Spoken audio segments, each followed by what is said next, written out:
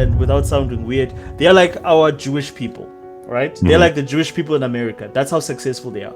They've done exceptionally well because of the fact that they were Europeans that were able to adapt to Africa, but could still bring those European principles in. However, a lot of their success was championed by the British early on. If you go back to our history, all the things that they're complaining about, like affirmative action, they were the first patrons of affirmative action, where the British, because they felt bad or because they felt guilty after the Anglo-Boer War, they gave them all these privileges and priorities over all the other South Africans. For instance, the native blacks, the native Khoi, they got more rights. A lot of people don't understand that it's the British that created the apartheid system.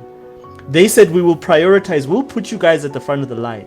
You guys will run everything in South Africa.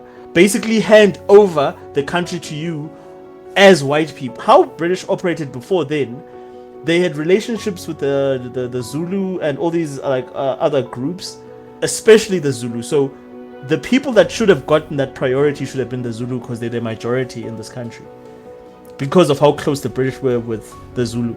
But because of what they done with the Afrikaners, or what they did to the Afrikaners, they gave them all that priority. By virtue of doing so, they created this sort of racist sort of system in South Africa.